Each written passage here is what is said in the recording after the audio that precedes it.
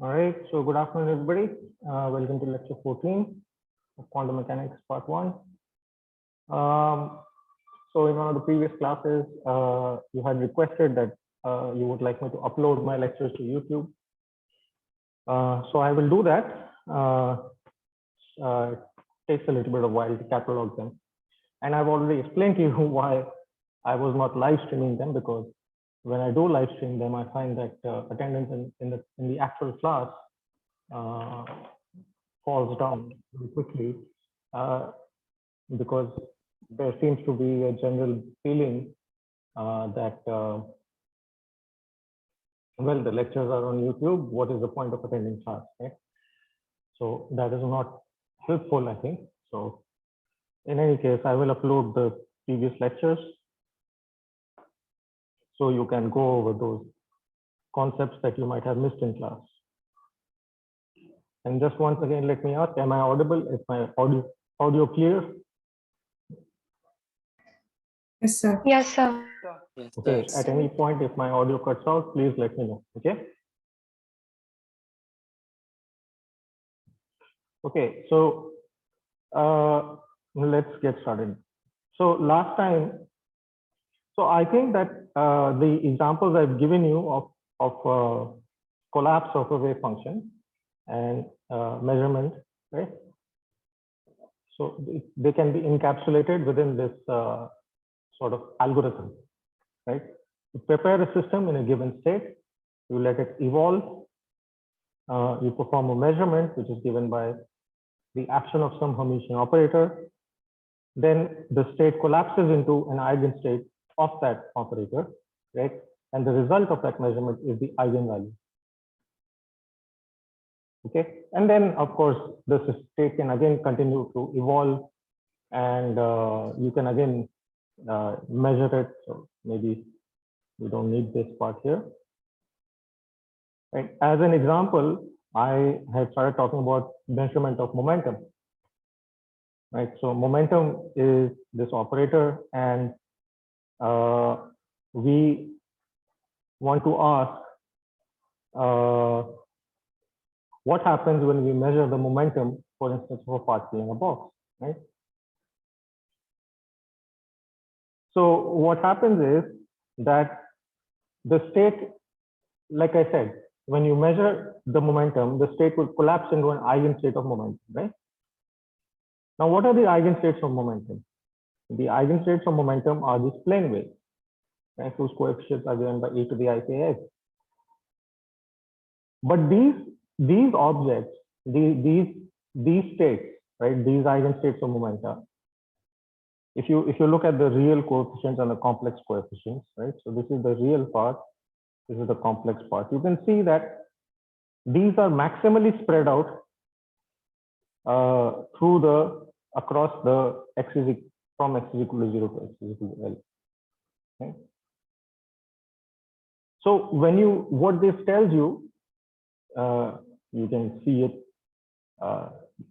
schematically, is that measurement of momentum leaves you in a state in which the position is undetermined. It's not completely undetermined, because you know that position has to be somewhere between x is equal to 0 and L. But the position is certainly not given by some localized state of this form, right? This kind of a delta function. Right. So then I started talking more about these localized versus delocalized states, right? And how do you measure this concept of localization and delocalization? Right. So what this brings us to is, it brings us to the concept of uncertainty, right? So we'll talk about uncertainty today. And so in order to understand what is going on,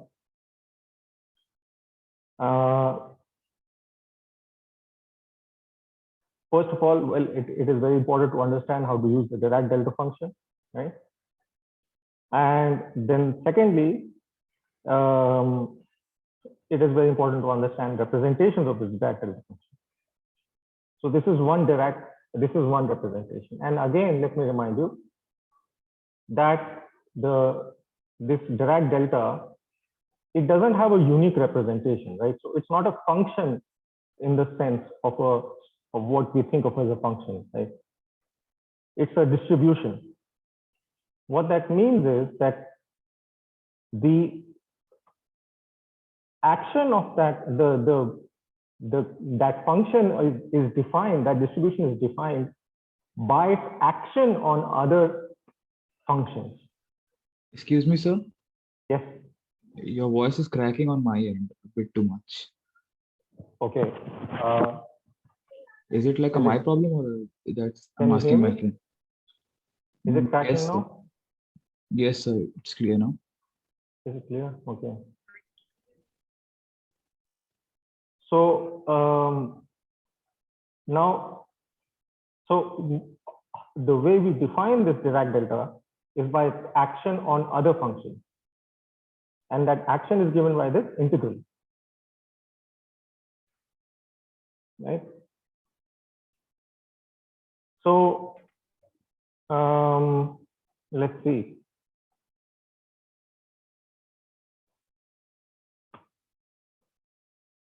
So one representation of this delta function is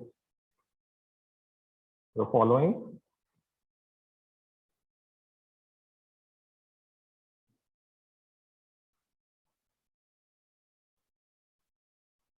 Okay, and this is in one dimension, by the way. This is in one dimension. You can also have this defined in any number of dimensions. Okay, so for instance, if you are in some n dimension, let's say, right, in n dimension, your coordinates will become vectors. And so you would define your Dirac delta as something which depends on this quantity, right, where both x and x prime are two n-dimensional vectors.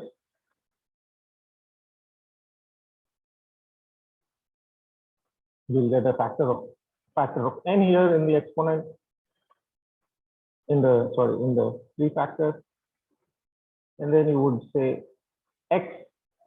Now x minus x prime is a vector. It's an n-dimensional vector, right? So if I want to generalize this equation, right, then I want a number. I obviously want a number in my exponent. So how do I get a number from a vector? Well, I take a dot product with another vector, right? That vector also has to be n-dimensional. And now I integrate over this k parameter, right? So I have to integrate over this dnk.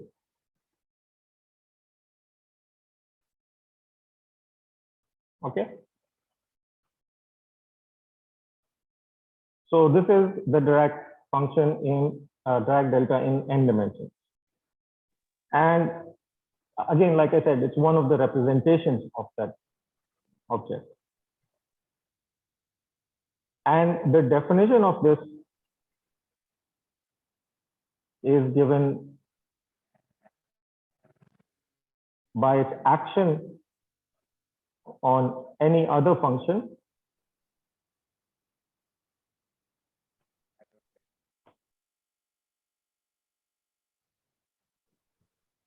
by this expression.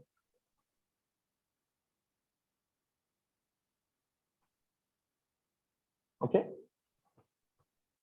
There are certain other properties of this object, such as its behavior under scaling and under a change of variables. So let me just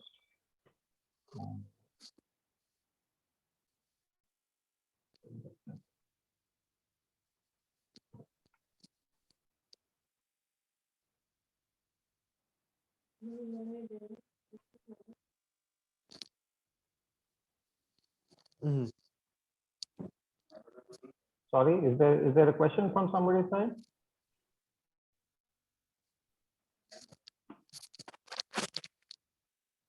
If you don't have a question, please mute yourself. Thank you.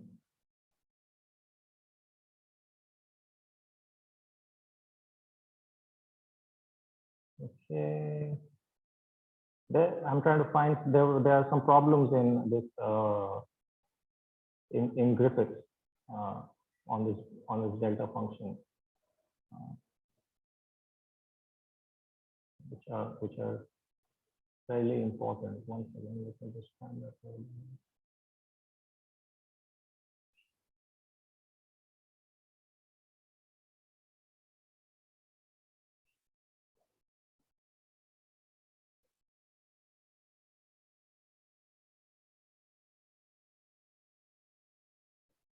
Okay, well, I will share them with you once I find them. Okay?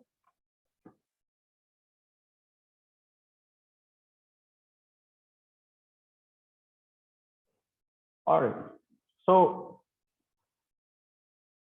now this is one of our important mathematical tools. Okay, and we'll be using it very often. So now in the remainder of today, let me talk about what uncertainty is. Okay, and what is it? This will also lead us to the uncertainty principle. Okay. So what is the meaning? What does it mean when to be uncertain about something, right? It means that if you have some knowledge of any system, right, and you ask a question such as, what is the color of this painting? Is it red? Now, when you say that something has some properties such as reddishness, which is a color, or any other kind of property like thickness or depth or height or anything like that, right? Any physical property. So when we measure any physical property, we always we never get a, what do you call it, exact numerical value of any quantity, right? This is partly because, well, our own instruments are imperfect. Our own senses are also imperfect, right? So errors creep into the process at every stage. But let's say that our senses are perfect, right? We replace them with some measuring instruments.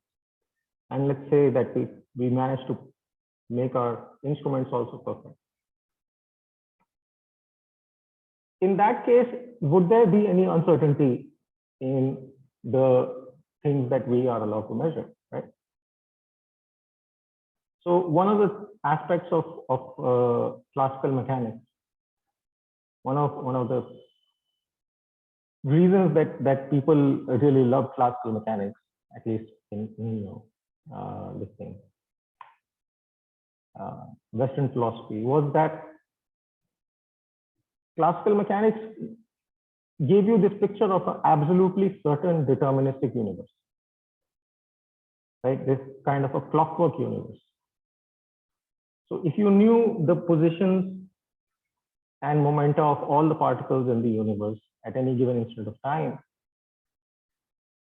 then Newton's laws would allow you to predict the state of the universe, everything in it, at any instant in the future and any instant in the past, right? So you would know everything there is to know, right? So this was a statement that was made, I think, by Laplace in the court of some French king. He was just trying to, like,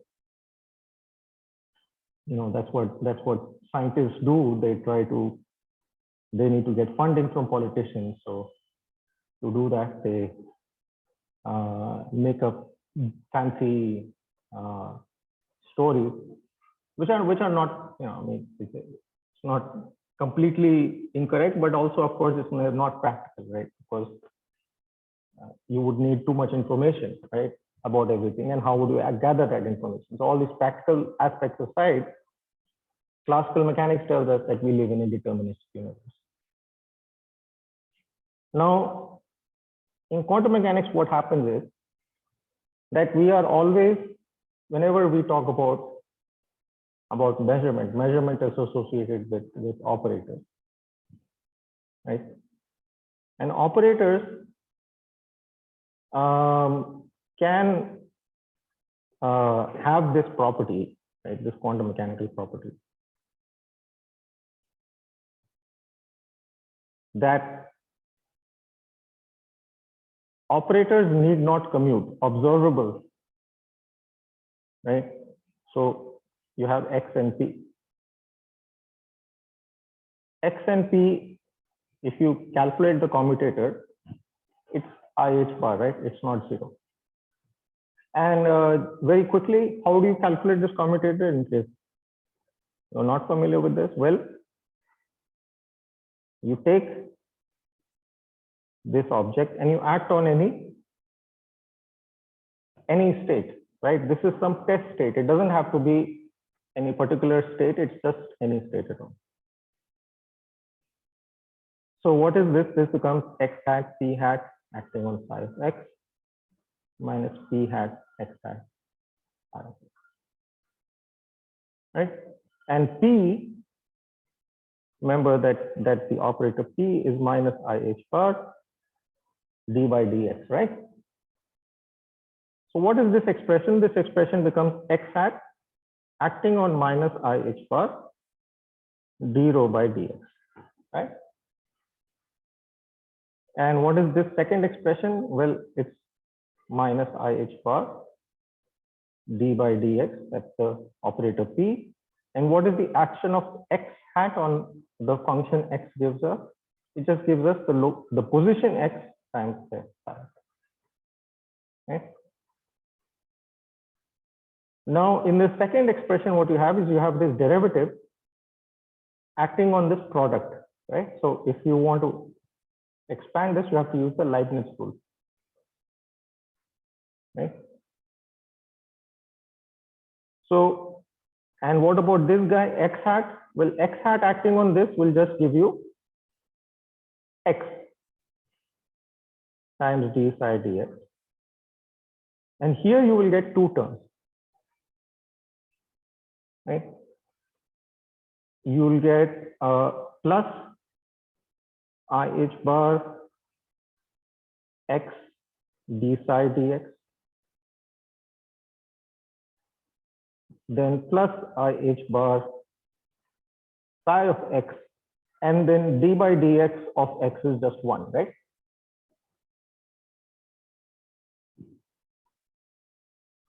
These two terms cancel out, right? And what you are left with is X hat P hat psi of X is equal to IH bar psi of X. And this is true for all psi of X, right? So therefore, we say that X hat and P hat is equal to IH bar. Okay, that's what this expression means. This expression means that if I evaluate this operation by acting on any state, any arbitrary state, the left hand side would give me something which is that is equal to the right hand side. Okay, so something like this we would refer to as an operator equation, right, or an operator identity, because these are all operators. On the left hand side you have X and P. On the right hand side you have IH bar, which doesn't do anything. So you can just, if you want to ask what is that operator, you can just put the number, the identity operator, right? So these states, they don't commute with each other. What does this mean? Let's ask what this implies in the context of measurement. Okay. They do So- not have a sim eigenstate. Did I ask you for that input? No, Ashok? sir. I am just telling that if two observable Did I physical did I observables, ask you to tell me what you know or don't know? I think you ask. No, I was Okay, okay. I Sorry. asked a question, then I say like, please let me know. Okay. Okay, sir. Yeah.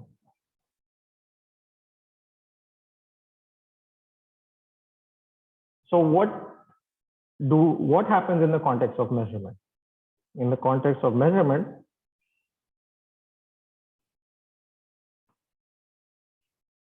and see, just because some of you might already know all of this, that's wonderful, but not everybody knows all these concepts, right?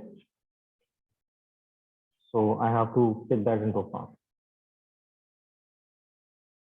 So let's say that we measure two different properties of a system. Okay. So we measure. What does that mean? We measure A and B. These are the observables. Okay. What are these observables? Right now we don't care.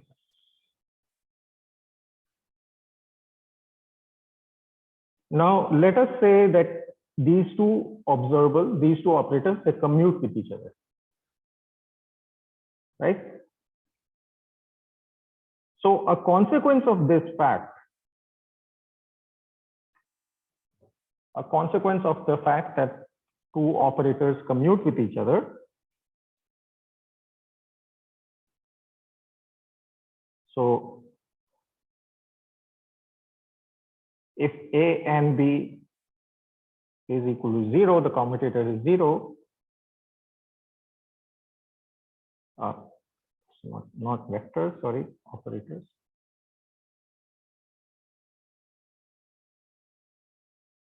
This implies that A and B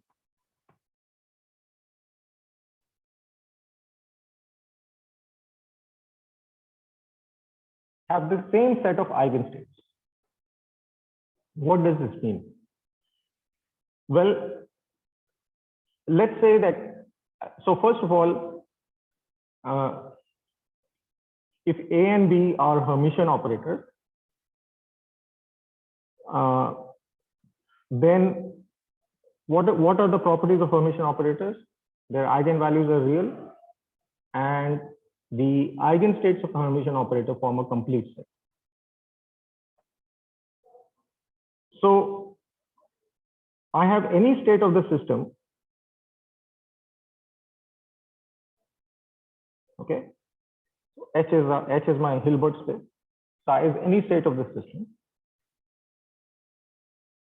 I can write psi as a superposition of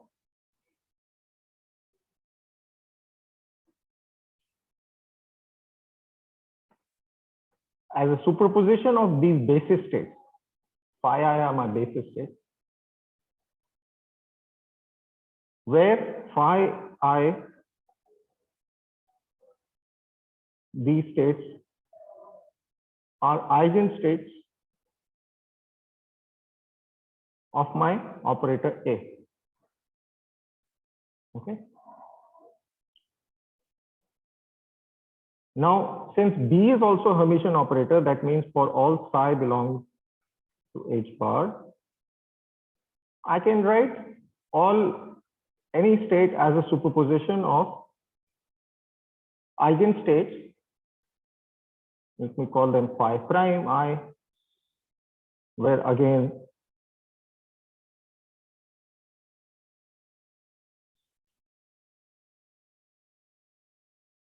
phi prime are eigenstates of B. So these are two different expansions of the same state. Okay. Now, if A and B commute, right, what is the action of of this commutator AB on this state psi. Okay. So I can write it like this: AB psi minus BA psi. All right. Now, what is the action of B on psi? If I want to understand this, I can use this expansion, right? So if I take B and act on psi, I can substitute this expression for psi. Okay. Now these states are eigenstates of this operator B. Right? So these are some coefficients, and I'll get some eigenvalues. When B acts on this, I'll get some eigenvalue. Let me call it lambda prime I.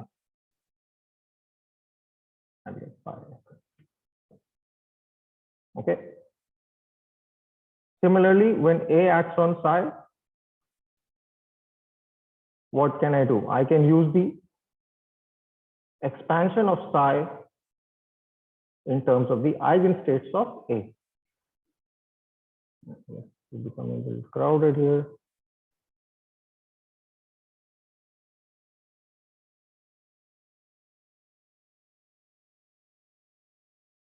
A of I, lambda I, where lambda I is the eigenvalue of A when it acts on the state phi I. Okay. Now what you can do is you can repeat this process once again, because you want to find out the action of AB on psi, right, and BA on psi. So what do? You act with A on this state and you act with B on this state, right? But to make our life simpler, we have this statement that if A and B are commute with each other, then they have the same eigenstate. So that means if A and B commute, this means that this set of states. So when I put something in curly braces, what I mean is I'm referring to a set of objects. So if A and B commute, then these objects, this set is the same as the one on the, both of these sets are the same, right? What that means is that phi prime is an eigenstate of B, but it's also an eigenstate of A. And the same thing for phi. So what we can do is we can just drop this prime, but the eigenvalue can be different. Okay, so we don't want to get rid of that. So what happens if I take A and B and act on this state phi? I'll get I is equal to 1 to n bi. Then here I will get lambda prime I, and then A acting on this state will give me lambda I phi I. I've dropped the prime on the phi because, well, these states are the same.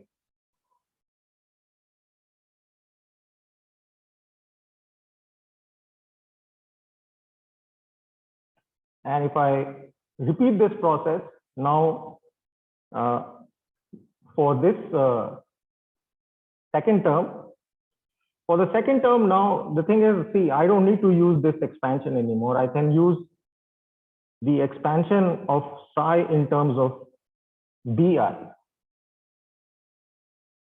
And so if you work it out, you can easily see that you get this expression. And so ABBA acting on psi is equal to 0. So what this shows us is that if A and B have the same eigenstates,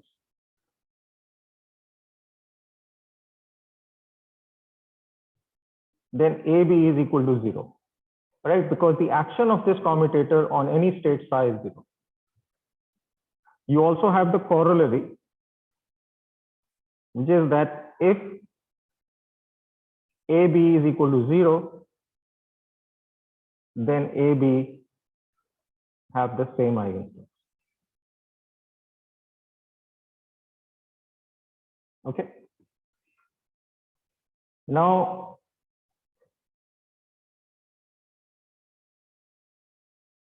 what does this do? What does this tell us about measurement? Okay. So if we measure, so what we will do is we will adopt the following sequence of measurements. We'll start with some state psi, right? That's our initial state. We will measure A. So this collapses into some state psi A. Then we will measure B. And then we will ask what state does it collapse into now? Okay. Now,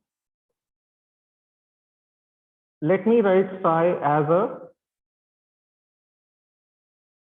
superposition of eigenstates of operator A.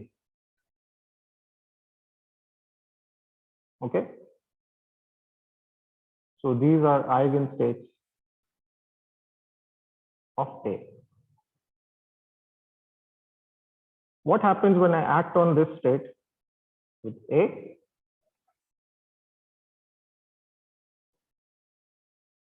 I get some lambda I, phi I, where lambda I is the eigenvalue of A, operator A acting on the state phi. Okay. So the measurement in the measurement process, what will happen? There will be a collapse. The state psi will collapse into one of these states, phi I, right? So I is one of the states from 1 to n. What will be the probability? Probability will be modulus AI squared. Right? That's what this coefficient, that's what the physical interpretation of this coefficient. And what will be the result of the measurement?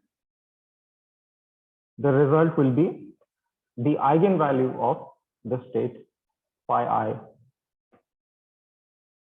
with respect to the operator A. Okay. So I start with the state psi. I measure A. It collapses into the state phi I, where I is one of the states from 1 to n, with probability AI square and with the measurement result being lambda I, right? So this is the data I get after the measurement. Now I measure B. Okay, I measure B immediately after doing this.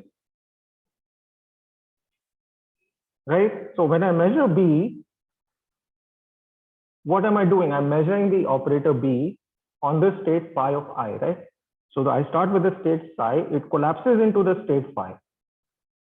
And then I measure B on this state. So you might ask, well, what does phi collapse into? Right? What will happen to phi of I? What will it collapse into when I measure B? Now I'm asking a question. So if somebody wants, they can answer this question.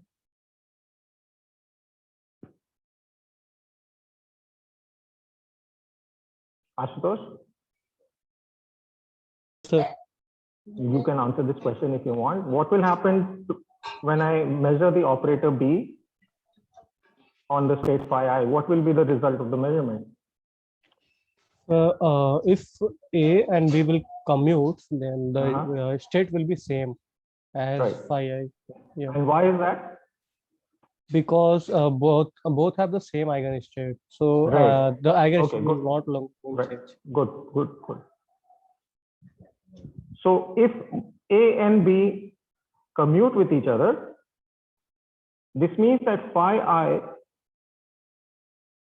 right? So it's an eigenstate of A. That's why it has collapsed into this state. But it is also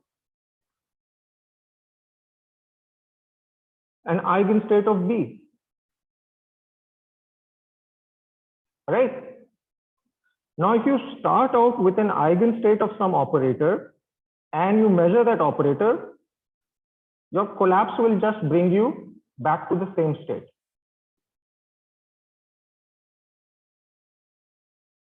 So if I measure this operator, what will be the result? The result will be phi I. What will be the probability? The probability, can somebody tell me what will be the probability?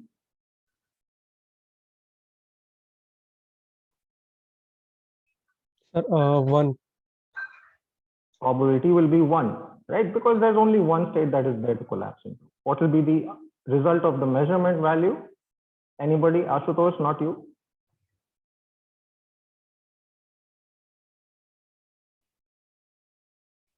So here I get lambda I, which is an eigenvalue of A. What will I get as the result of the measurement here?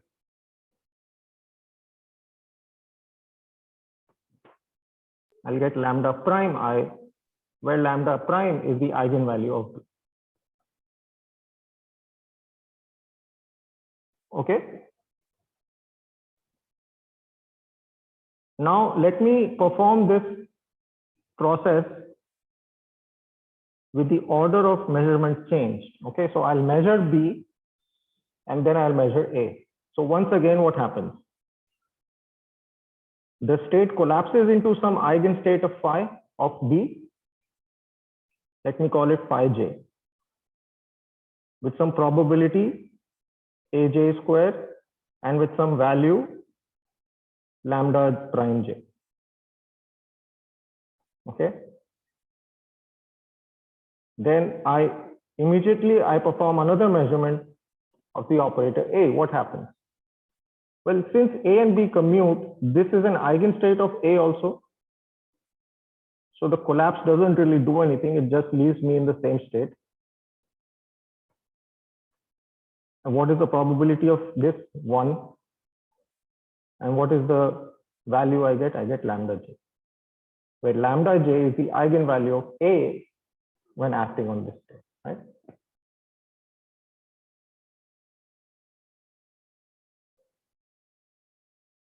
So what will happen?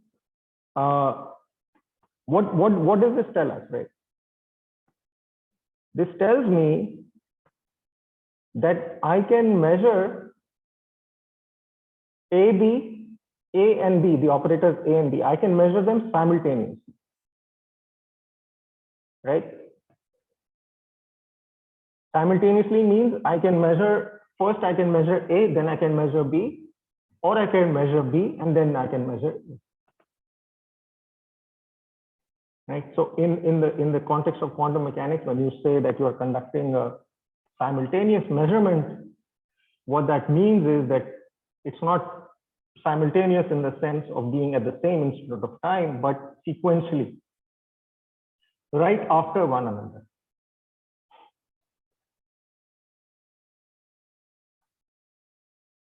So if the commutator is 0, right, then the result of this measurement will be whether I measure A, whether I start with psi and I measure A and then I measure B, or I start with psi and I measure B, then I measure A, I will get the same result at the end, right? When I say the same result, what I mean is my system will always collapse into this set of eigenstates of A and B. The probabilities will always be the same.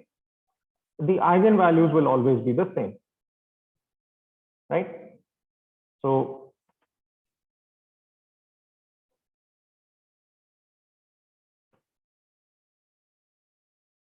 and then what will be the result of the measurement? It will be the product of the two eigenvalues, lambda prime and lambda prime, lambda j. So when I perform this sequence of measurements, I'll get one set of these values for some j. When I perform this sequence of values, I'll get again this set of values. Now it might collapse into a different state, right? But the statistical properties of this measurement will be the same, right? Because the collapse will only occur into this set of eigenstates with this set of probabilities and with this set of eigenvalues. So we say that when two operators commute, that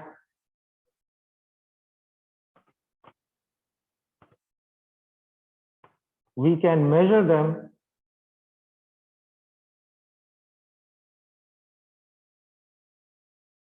can be measured simultaneously. Okay, I forget, is there a U or not? And simultaneously, I'm putting in quotes. Okay. By the way, you guys have a class at 3?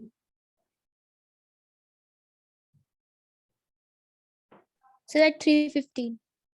Okay, so I will continue till 3 o'clock. Okay. What happens when A and B don't commute?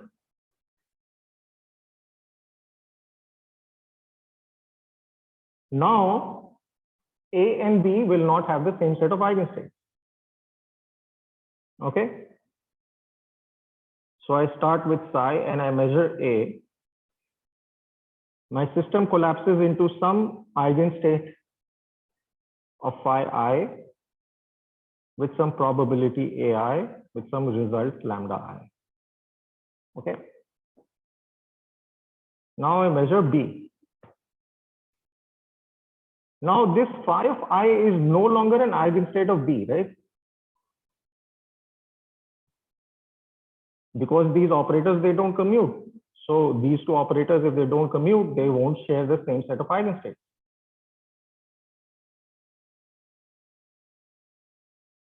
So what do I have to do? Well, in order to do this, understand this, what I had to do was I had to write down my state psi of psi as a sum of eigenstates of A. To understand the process of what this process of collapse will do, now I have to write the state phi of I as a superposition of eigenstates of B. Okay, so I'll write that something like this: Bij phi j prime. Okay. And now after the collapse, what will happen? I'll be left in some state phi j prime with some probability Bij squared and some eigenvalue lambda prime j. All right. Now, what does this tell us about certainty or uncertainty in the determination of the values of these operators? Well, if you look at this process over here, right, in the case where they commute, after the first measurement, you know that the state is an eigenstate, right? So what is the uncertainty in the measurement of B in the second step?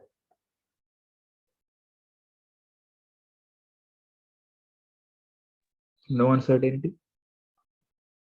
There's no uncertainty, right? Because I know that it's in this eigenstate. I will only get this particular eigenvalue. Similarly, if I measure B first, what is the uncertainty in the measurement of A?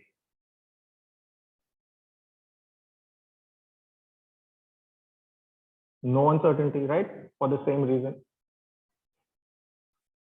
Because I know that the state is in an eigenstate. But now here, that is no longer the case. Right? Because after the first measurement, the state ends up in some eigenstate phi of phi I. But then that eigenstate itself is a superposition of eigenstates of B. Right? So there is going to be some uncertainty in the measurement of B, right? And if you perform this process in the different sequence, you will get an uncertainty in the measurement of both B and A.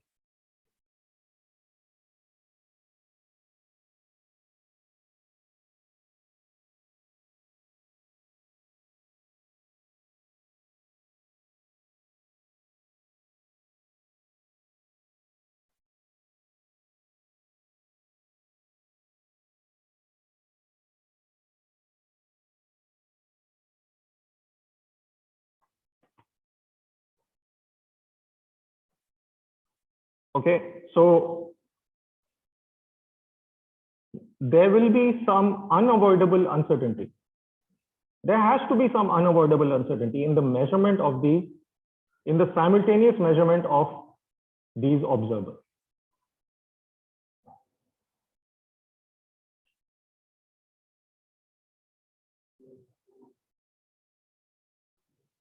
And why do I say unavoidable?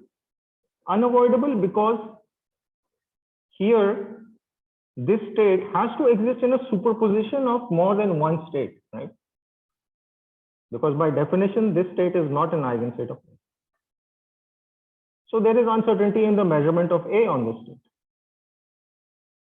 Because I can get more than one value. I can get the state can collapse into either one of the two options. The same thing happens here. Right? So there exists unavoidable uncertainty.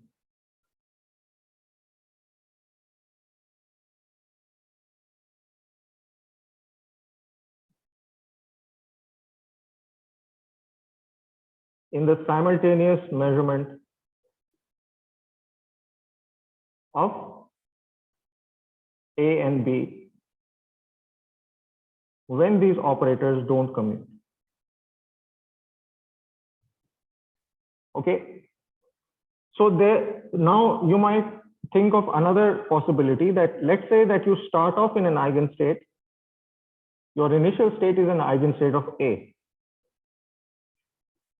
Now, what is the uncertainty of measurement of A in this state? Sukhman, please.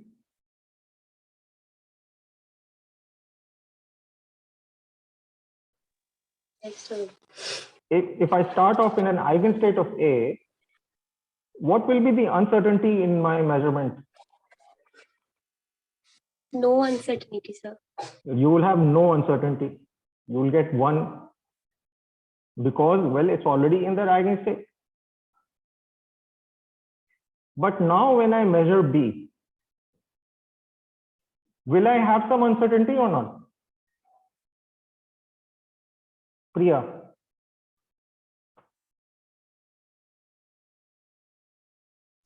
Yes, sir. Why is that?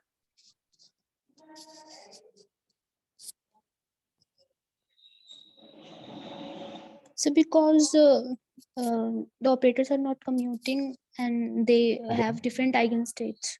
Okay, so what can you say about phi of I? Is it an eigenstate of B? Sir, it is not the eigenstate of B. It is not an eigenstate of B. So if I want to write down phi in terms of eigenstates of B, right? Phi will become some superposition of eigenstates of B, right? Yes, sir. And now the system has to collapse into one of these eigenstates.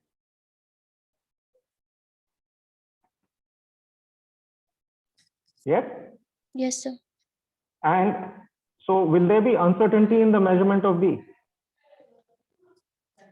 Yes, sir. Because simply for the simple reason that you have more than one possible outcome, right? So we'll continue talking more about this on Wednesday morning. In the meantime, let me leave you with a small exercise.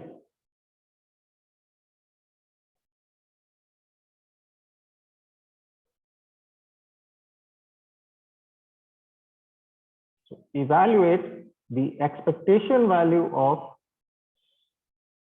okay, this is going to be too easy.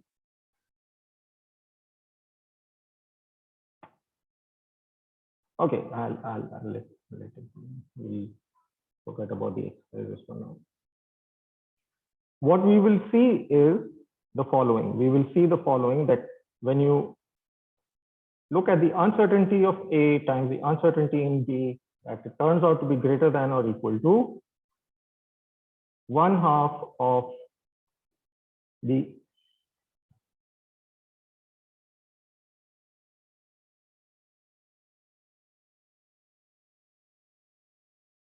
of this quantity. What is this quantity? This quantity is, this is the commutator of A and B. This is the expectation value of the commutator of A and B. And then you take the absolute value and then square that, divide by 2, and that is equal to this. And this is the statement of Heisenberg's uncertainty principle. So this is the general statement. It applies to any pair of operators, not just to position and momentum. Okay. And we will talk more about this in our next class, which will be lecture 15. Okay. All right. Any questions?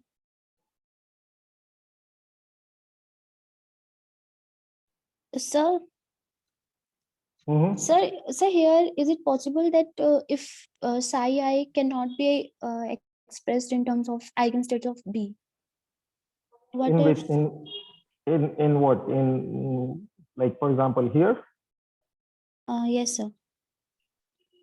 you're saying that if this state phi of I cannot be, is it possible that it might not be able to, we might not be able to write it as this superposition of eigenstates of B? Is that the question? Yes, yes, sir. Yes, sir. Well, no, because if A and B are Hermitian operators, right, and that's what we are assuming throughout, that these are operators are all Hermitian operators, right? Then a Hermitian operator, the eigenstates of a Hermitian operator form a complete basis for your Hilbert space. Okay, so I think I'll give this to you as an exercise. You can find it in any textbook. Okay, show that eigenvalues of Hermitian operators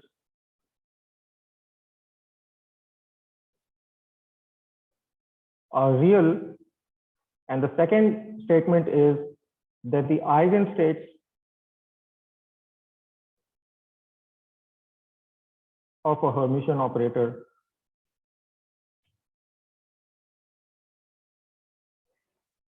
form an orthogonal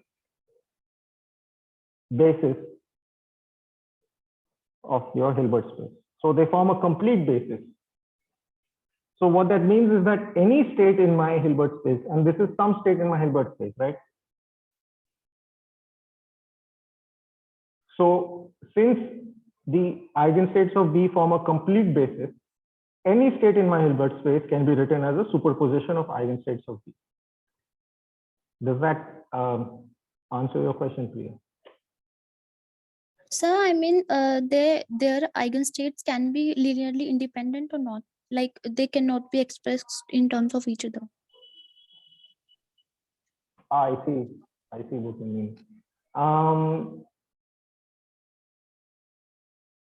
So you can consider each such case, each such situation on a case by case basis, right?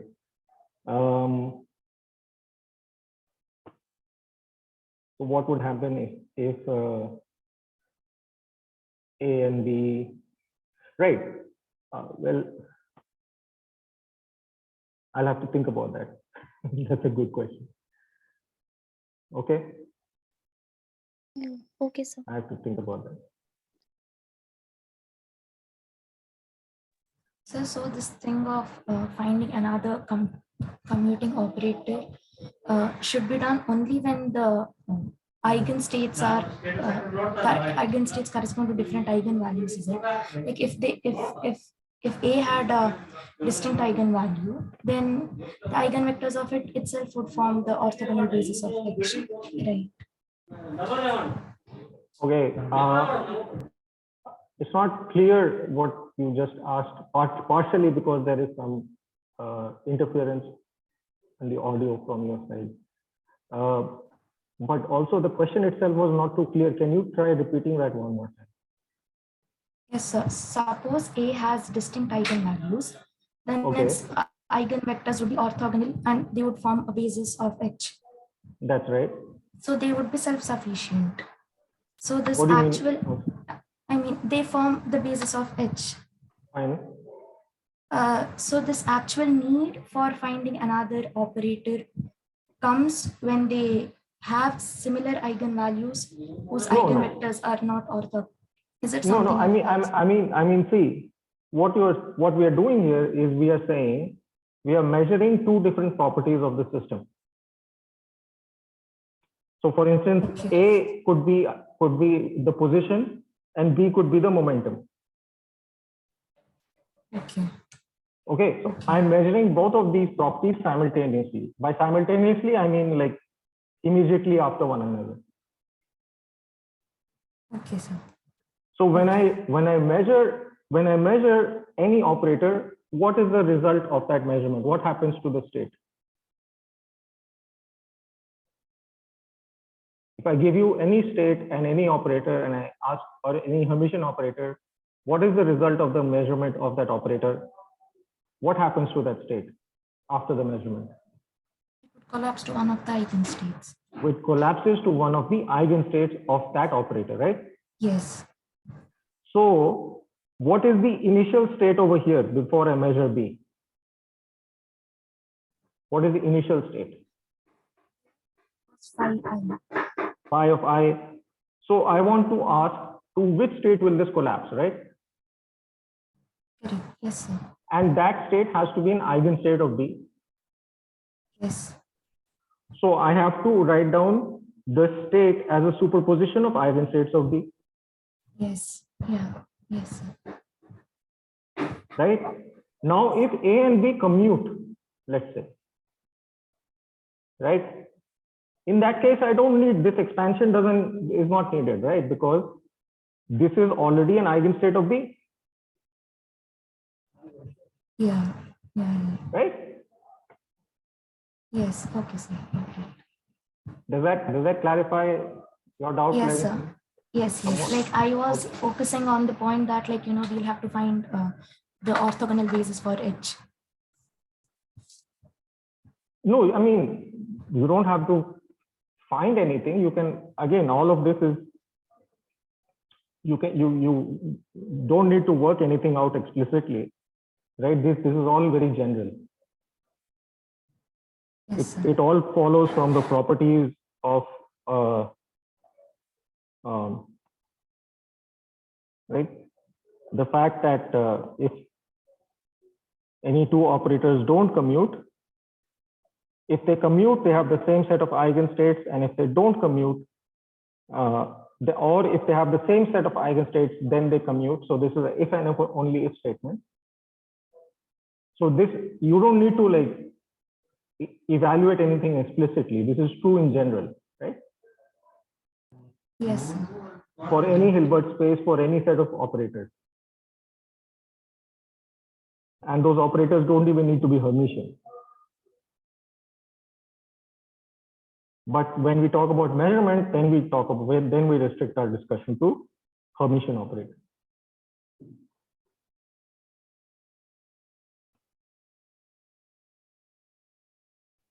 So as an example of this, let's go back and look at what happens when I measure the momentum. When I measure the momentum, I end up in a state where the position is uncertain, maximally uncertain. Right? And when I measure the position, I'll end up in a state like this where the position is certain, but it will turn out that the momentum is completely uncertain, maximally uncertain. Okay.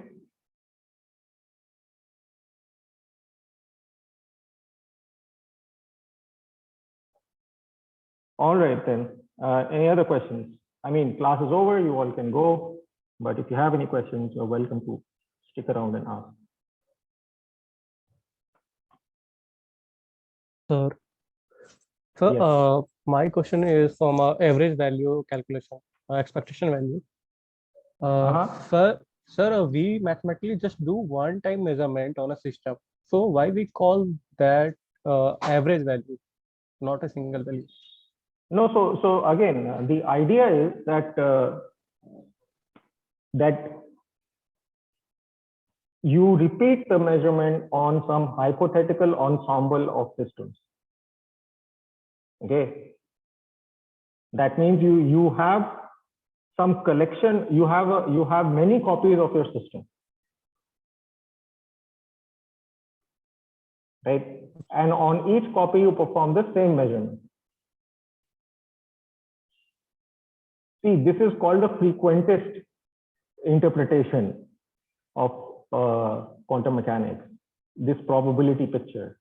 And not everybody thinks that this is the right way to talk about things. There is also something called the Bayesian interpretation, which doesn't view probabilities in the same way, which takes what you are saying more seriously, which is that when you perform a measurement, you don't really have a hypothetical ensemble. So when we say expectation value, what we mean is that if you repeat that experiment many, many times, that is the value that you will get. Sir, but if we assume a system which is evolved with time, and if we assume a system, we create a system ensemble, and we do a measurement, and let's suppose the system is evolved with time. So if we do the measurement, there will be some eigenstate, the system will collapse in some eigenstate. And after some time, if you do the again measurement, and then the system will be itself or will change. The eigenstate will be itself or the change. Any change will happen. No, so what's the point that you're making? Actually, so let's suppose a function has 3 eigenstates. A wave function have a 3 eigenstates. Linear combination of 3 eigenstates, and suppose we measure the energy, and it goes to second eigenstate, and we are considering that the system itself evolved with time. That means system is changing. So if we do the measurement after some time, firstly it goes to second, but after some time, whether it will be in second or in somewhere else, any other. All right. So this depends on the, okay. So first of all, if you happen to measure the energy, okay, and your system collapses into an eigenstate of energy, then what happens is that under time evolution, so eigenstates of energy are stationary states. Okay, Yes, sir. meaning that time evolution does not take you out of that eigenstate. It just gives you a complex phase factor. So if you measure the energy of an atom and you find that the atom is in some n is equal to 2 state or n is equal to 3 state, and then you let it the atom you let it be undisturbed, you let the state evolve, and then you measure the energy again, you will get exactly the same value. But if you measure some other operator, okay, an operator which does not commute with energy, let's say, okay, in that case, yes, after collapse you will get some eigenstate of that operator. Then if you let it evolve, it will again evolve into some superposition of eigenstates, because that eigenstate into which it collapses is not a stationary state. Okay, sir. Okay, all right, then I guess I'll let you all go since you have a class coming up in 4 minutes. If there are any questions, please feel free to post them on Telegram, or if you don't want to ask in public, you can always ask me. Excuse me, sir. Yes. So can you please go to the that slide where you are showing like if we measure A and B when they commute? This one? No, sir, a little bit lower. When you just draw that side, yeah, this one, sir. Mm-hmm. Sir, in the first case, we are measuring first A, we are getting the state psi I. Mm-hmm. And again, if we are measuring B, we are getting the same state psi I. In the second, Right. when we are measuring psi B, we are getting psi phi J. Does that mean this I and J are equal, sir? No, it doesn't. Right. That's what I said when I wrote this down. That again, because collapse is a probabilistic process, right? Collapse is a probabilistic process. So in the first case, when you measure A, it collapses into phi of I. When you measure B, it does not need to collapse into the same eigenstate every time, right? Okay. And So then how can we say? So this is 1 second. So this is the same set of but this is taken from the same set of eigenstates, right? Yes. Right. So and secondly, if they commute, then what is the uncertainty in the measurement of B here? No uncertainty. No uncertainty. What is the uncertainty in the measurement of A here? No uncertainty, sir. No uncertainty. Then I'm saying, sir, then the definition of commutator A, B, B, A. Does this, and also wait 1 second, there is also this statement that there is no uncertainty in the measurement of A here and no uncertainty in the measurement of B. Does this statement depend on what is the value of I and what is the value of J? No, sir, it does not. No, it doesn't. That's the point. Because But what then, we are looking at, what we care about is this quantity. And this quantity will not depend on what is I in this or what is J in this. Only thing that will matter is the fact that they belong to the same set of eigenstates.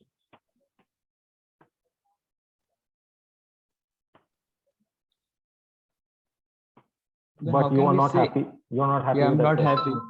Yeah, go Yeah, ahead. then Then ask. Yeah. Then how can A operating on B minus B operating on A yield 0, sir? If I and J can be different, then it shouldn't be 0, right?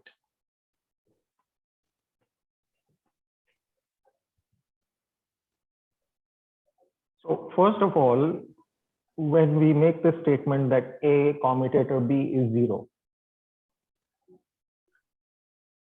what this statement refers to is this operator equation.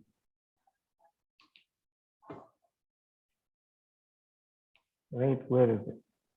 It refers to an operator equation of this form. That means Yes. that you start with any any state, right? And if that state can be written as a superposition of eigenstates of A and B, the shared set of eigenstates, then A commutator B acting on any state will be 0.